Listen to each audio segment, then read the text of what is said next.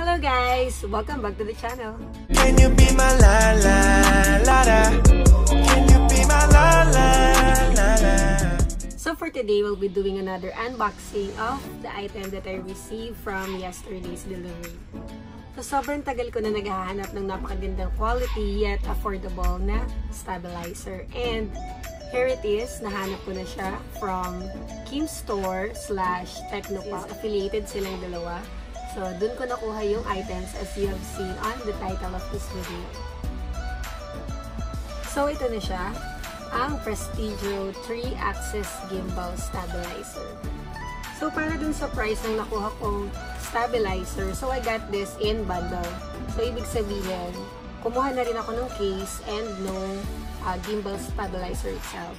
So, if you will buy this for the stabilizer itself only, it will cost you around... So, sa Kimstore, it only costs 2,790 pesos. So, diba? Para sa gimbal na stabilizer, 2,790 pesos lang siya. So, sa mga nakakaalam ng mga gimbal stabilizer, normally nagre-range siya ng mga 5,000 and up, depende sa quality. So, this one, napaka-price tell na niya kung makakakuha po kayo. And since kailangan din natin ng case niya dahil you can't just put it sa ibabaw ng hindi flat surface, so kumuha tayo ng bundle. It cost you 650 if you will buy it separately, but I got this for only 3,299. So may gimbal case na and may gimbal stabilizer na din. So without further ado, let's do this.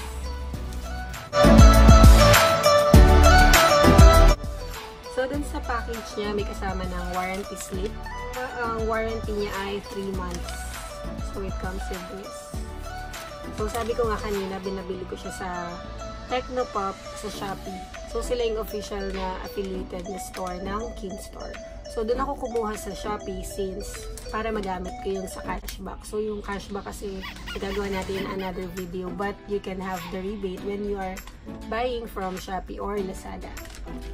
So, unahin natin yung case. So, ito yung case niya. So, dito natin ilalagay after natin ma-unbox yung gimbal na stabilizer.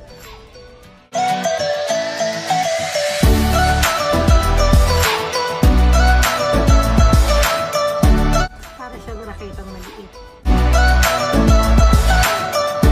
Meron pala. So, it comes with a strap. So, you can put it here. So, para pag when you go traveling, so meron kayong lagyanan or case. And ganito yung laman niya guys. With strap na siya.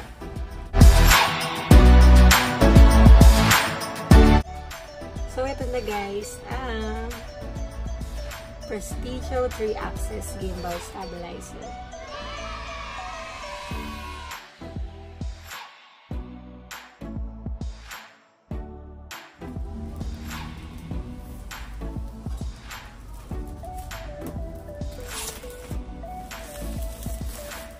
So, ito na siya. So, basahin natin yung nasa box. So, this one, Prestigio 3-axis handheld gimbal for smartphone. So, it can be for iOS and Android phone. For smartphone. So, this is iOS and Android ready. And includes access to free app, high performance with premium matte finish. Can be used for horizontal and portrait mode. Manual zooming. It has 9 to 12 hours operation. So, pwede daw siya. Testing na natin yun. It is portable and lightweight. It can be used for panorama view or panoramic video. It has time-lapse, doubles as power bank. Pwede rin daw sa power bank. Adjustable arm and built-in mounting system. And so, ganito siya guys.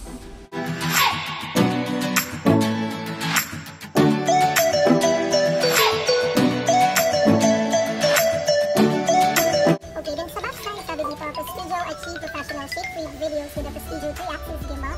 Prestigio can shoot incredible footages from various angles, whether in panorama, horizontal, and vertical mode. It can pan to a record 330 axes to capture aesthetics delivered with a cinematic look. Prestigio also empowers you to have greater artistic control when shooting with a built-in zoom slider that lets you operate your smartphone camera directly through the stabilizer.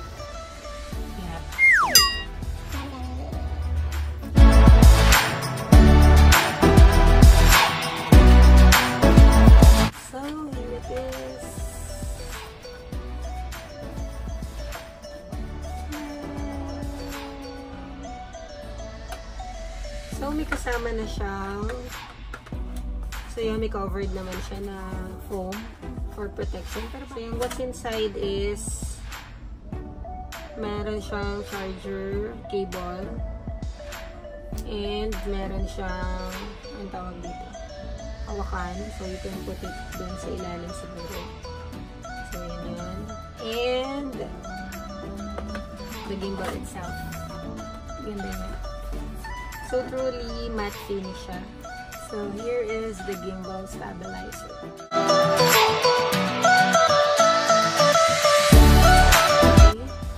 So, kaya siya 3-axis is you can move it. So, mapapan mo siya sideways. And then, pababa and upper movement. So, ito-test natin siya para mas malaman natin. But, as I've watched some videos, so sabi doon ay kailangan mo na daw itong i-charge ng for 5 hours para magamit natin. And 5 hours. And then, you need to put the cellphone first before turning it on. Kasi makakasira daw yun. So, follow na lang natin yun. And I'll be back after charging this gimbal stabilizer. So, para dun sa mga functions ng mga parts ng Prestigio Gimbal, so ito siya. Ito yung basic na power button. And ito yung mga mode na pipress nyo naman if mamimili kayo ng option how to use it. And dito naman sa gilid, nandito yung charge port. So, dito siya. So, pwede mo rin siyang gamitin as charger. And then, ito naman yung tatlong motor. So, this one is the tilt motor. And then, this one is the pan motor para ma-enable yung sideways na movement. And then, ito naman yung roll motor. Ilalagay lang natin yung foam na gagamitin nyo and ensure na yung edge niya is maabot doon sa gilid ng tilt motor. And then, you will notice na hindi siya balance. Kaya, you will adjust the arm, the knob here, para maging balance. So, let's do the adjustment. So, kailangan lang nating i-move itong knob na to and you will pull the arm to level. So, currently naman ay naka-level na siya. So, yan. So, ensure lang natin na balance yung left and right before we start off the gimbal stabilizer. Ensure natin na naka-lock properly yung knob before we start. So, dahil balance na siya, so we can turn it on. Ayan. So, once na ma-power on siya, so you will go to the Gimbal Pro app. So, make sure that naka-on yung Bluetooth. So, makikita niyo siya doon and you just need to connect. So, i-pair lang natin siya and that's it. Connected na siya. So, you can choose from the options here. So, you can move sideways. Ayan. So, makikita nyo doon na naka-green yung light. So, ibig sabihin, okay na siya. Good to go. So, you can choose to off. For example, dito. Pwedeng manually, you can select follow all. So, may naka-follow all siya. Or you can choose follow horizontal.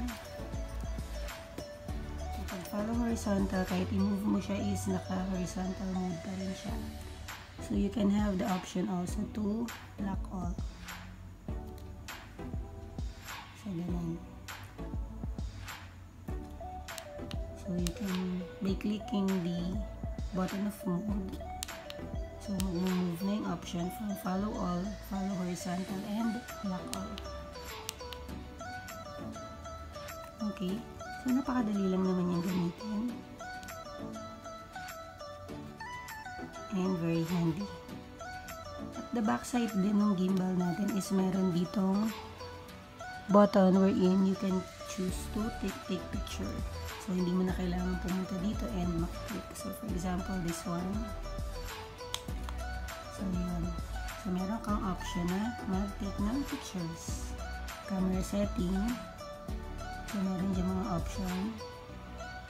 So, you can choose if may flash, kung beautify mode, grid, white balance, kung high definition or manual mode. So, napakasimple lang naman yung gamitin and you just need to try it.